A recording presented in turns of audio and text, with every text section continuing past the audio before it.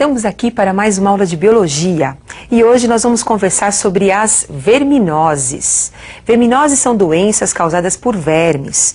Nós temos os vermes que apresentam uma estrutura cilíndrica e temos os vermes que apresentam uma estrutura achatada. Então vamos observar as estruturas desses vermes. Então observem agora um plateuminto. Então o exemplo que nós temos aí é a planária. Apresenta o corpo achatado. Esse animal apresenta vida livre. Assim como nós temos a planária, que é um animal plateuminto de vida livre, nós temos os plateumintos que são parasitas, os causadores de verminoses, os causadores das doenças. Entre eles nós temos as doenças causadas pelas tênias, a tênia solium, que é a tênia do porco, e a tênia saginata, que é a do boi. Nós temos também uma outra doença conhecida como barriga d'água, a esquistossomose, causada pelo Schistosoma mansoni, que também é um parasita plateuminto. E os parasitas cilíndricos, os asqueumintos. Então vamos observar agora a estrutura de um Ascaris lumbricoides. Então nós temos aí um casal de Ascaris lumbricoides. Observem agora a fêmea, presença da boca da fêmea. A fêmea apresenta uma boca trilabiada, assim como o macho. Então nós temos o ânus. Temos agora nesse animal o tubo digestório completo, com boca e ânus. Poro genital e o poro excretor. O macho apresenta na sua extremidade posterior uma curvatura. Vocês estão observando a presença das espículas, por onde ocorre a cópula, a fecundação, no poro genital da fêmea. Os vermes cilíndricos causam muitas doenças importantes ao homem. Entre elas nós temos a elefantíase, causada pela Wolkeria. Nós temos também a doença conhecida como amarelão, a doença do Jacatatu, conhecida também como ancilostomose, causada pelo Necator americanus. E nós temos também a ascaridíase, causada pelo Ascaris lumbricoides, e outras doenças, né, que também são importantes. Mas hoje nós vamos conversar sobre a doença causada pelo plateuminto, que é a teníase, a doença causada pela solitária, pela tênia solium e pela tênia saginata. Então observem agora as diferenças entre as duas tênias, a solium e a saginata.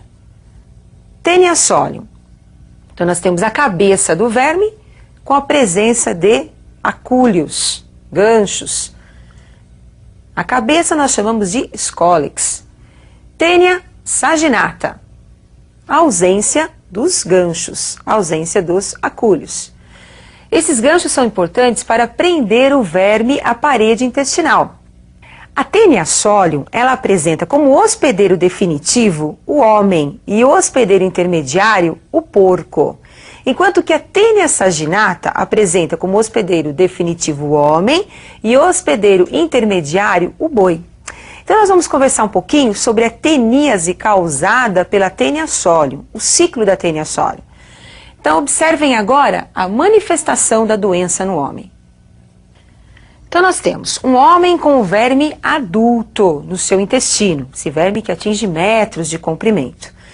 O verme apresenta o corpo formado por anéis e nós temos aí a saída de um anel maduro. Esse anel, grávido, cheio de ovos, vai para o meio exterior, vai para o solo, aonde nós temos então o ovo esperando o seu hospedeiro intermediário.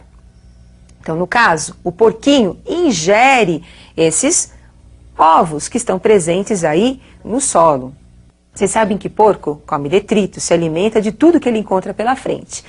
E as pessoas que eliminam essas proglótides, eliminam esses anéis maduros no meio externo, quer dizer, que não usam o vaso sanitário, então faz com que tenha aí uma proliferação da doença, porque nós temos a presença também de um porco sendo criado solto, à procura de alimento, e encontra então esse ovo da tênia solium.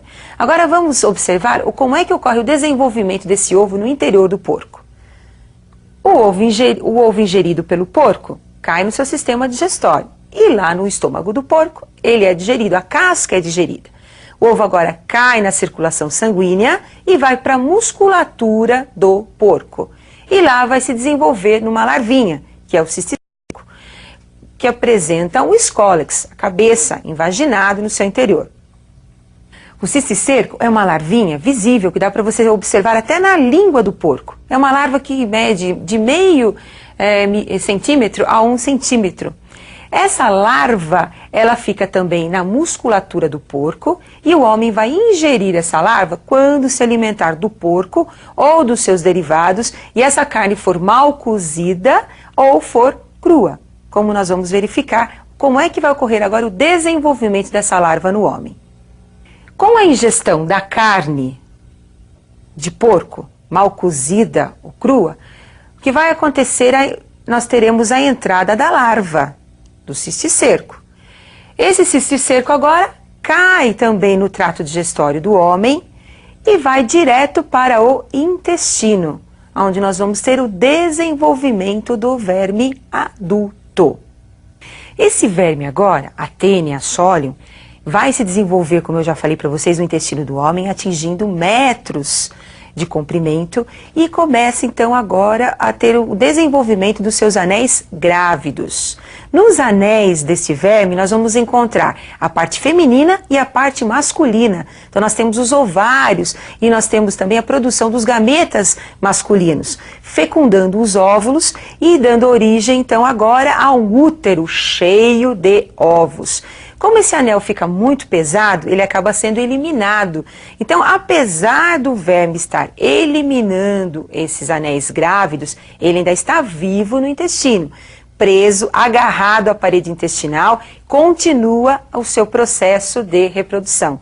Lembrando então que esse verme ele é hermafrodita, ele tem a parte feminina e masculina em cada anel, por isso a grande produção de ovos. Agora, essa doença que eu acabei de descrever é a teníase. Nós temos o verme adulto no intestino do homem. Mas uma doença mais grave provocada pela Taenia solium é a cisticercose.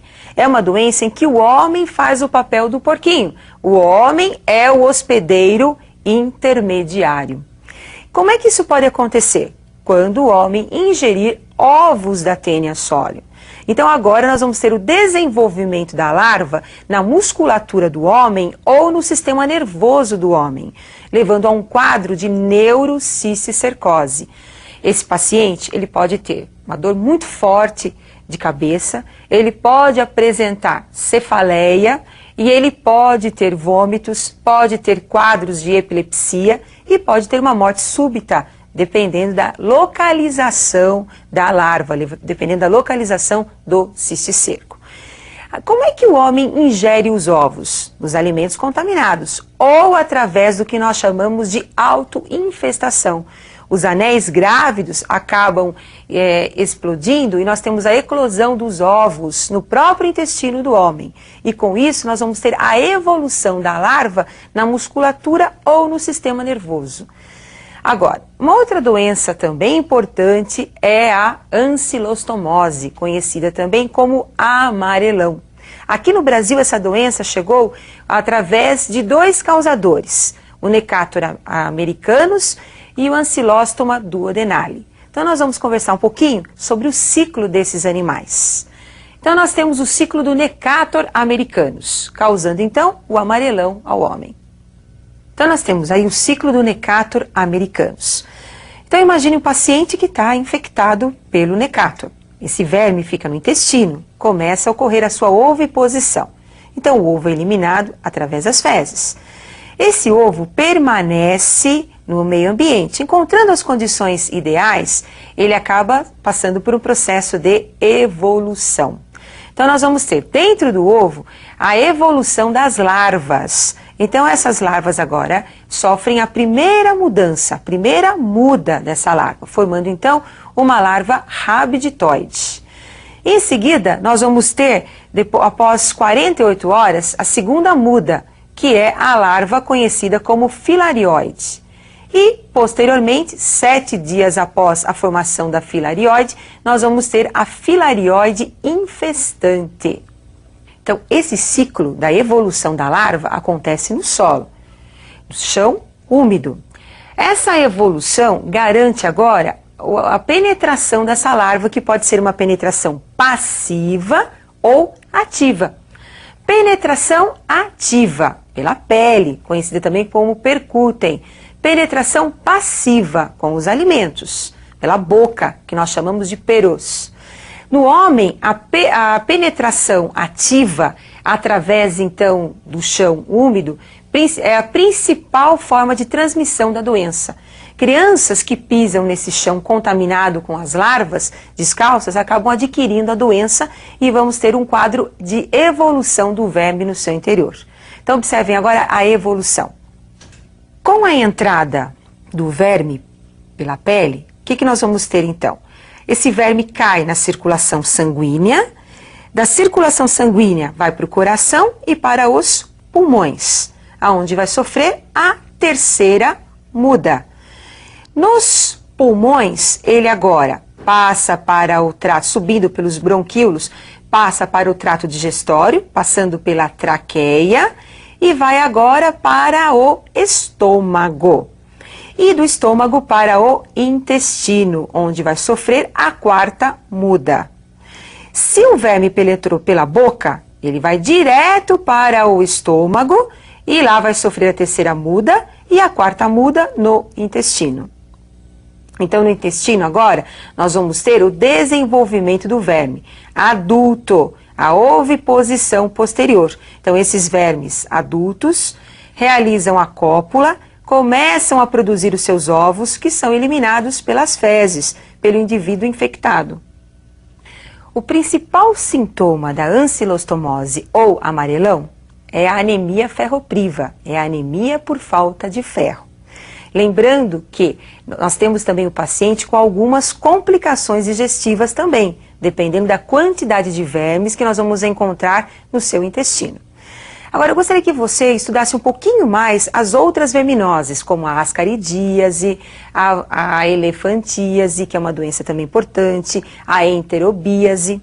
Lembrando que a transmissão, o agente causador e a profilaxia são os pontos principais das verminoses. E eu aguardo você para o nosso próximo encontro com a biologia. Até mais, pessoal!